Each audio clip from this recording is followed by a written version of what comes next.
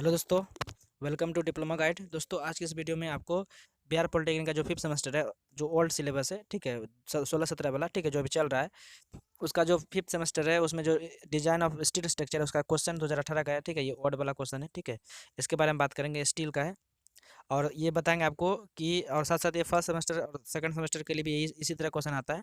तो आप देख लीजिए क्या क्या क्वेश्चन में आता है। सबसे ऊपर आपको यहाँ तो कुछ कोड टाइप का है, यहाँ आपका सब्जेक्ट कोड है, यहाँ टाइम है 3 घंटा का।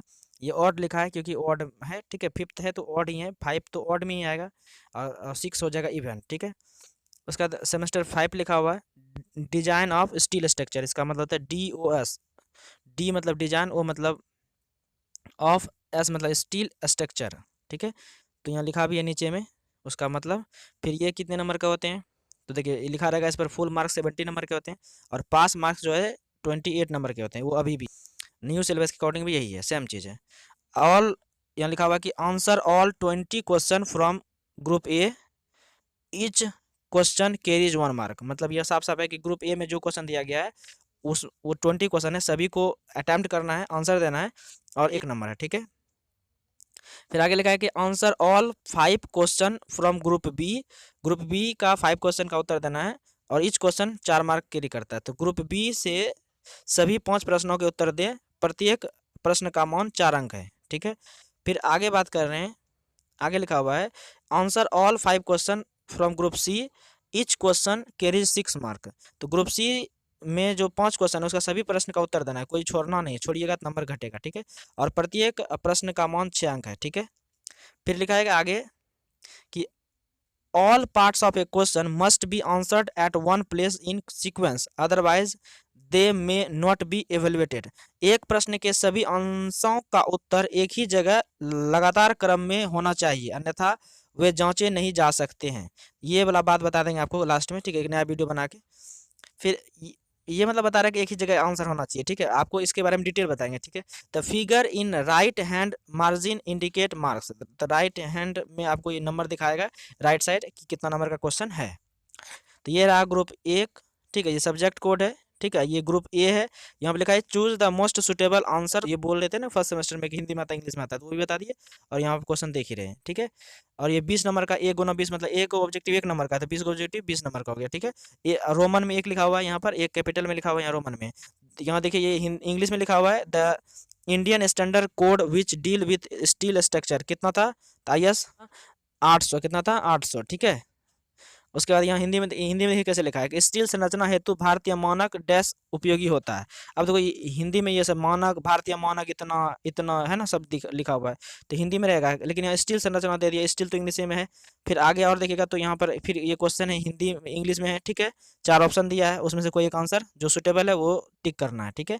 फिर हिंदी में है लोहा में कार्बन का प्रतिशत बढ़ाने से डैश होता है, मजबूती, कठोरता, भंगुरता, तन्यता, ठीक है। तो कहीं कहीं हिंदी देता है, कहीं कहीं उसी को उसी हिसाब से रख देता है, ठीक है। जैसे कि यहाँ लिखा है कि भारतीय मानक के अनुसार रोल्ड लोहे का धरन खंड का वर्गीकरण डैश में होता है।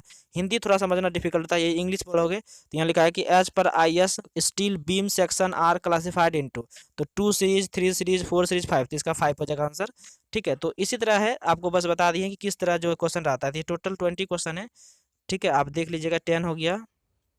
और जो भी क्वेश्चन ऑब्जेक्टिव है सिलेबस से ही रहते हैं ना, यहाँ पर क्वेश्चन आपको बताते हैं सिलेबस से करीब करीब 17 क्वेश्चन सिलेबस से रहेंगे। बाकी 3 क्वेश्चन थोड़ा सिलेबस से अलग रहते हैं, वो दिमाग लगा के आप बना सकते हैं, ठीक है, अगर पूरा सिलेबस पढ़े हैं तो। नहीं तो फिर वो 3 क्वेश्चन ज़्यादा चांस है कि वो मिस हो जा सकता है, गलती हो सकता है, ठीक है। नहीं तो अदरवाइज 17 क्वेश्चन तो सिलेबस ही रहता है, ठीक है। ऑन एवरेज बताते हैं, कभी कभी तो 20 का 20 सिलेबस से रहता है, ठीक है।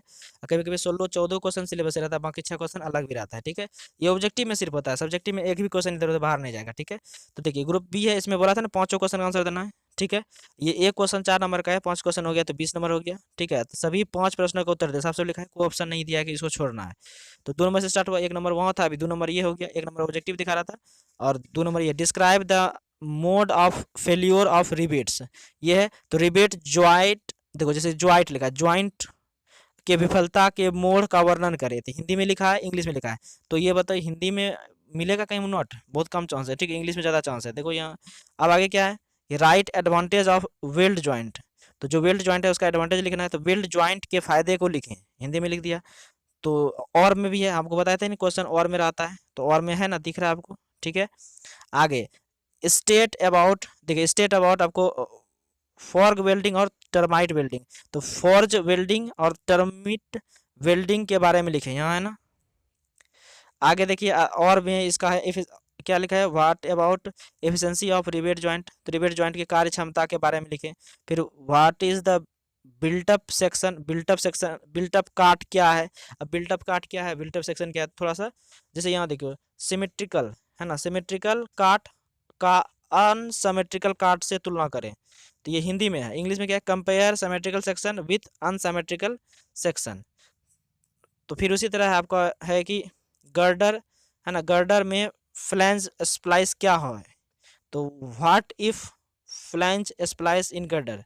फिर how you can calculate the wind load for design roof truss, छत के कैंची के डिजाइन हेतु आप वायु के कारण लगने वाले भार का कैसे निकालते हैं। भार देखो यहाँ पर फिर मिस है, भार का कैसे निकालते हैं, वायु के कारण लगने वाले भार का कैसे निकालते हैं, ये मतलब ये थोड़ा सा मिस लग रहा है, तो ये हिंदी थोड़ा सा डिफिकल्ट हो जाता है, ठीक है।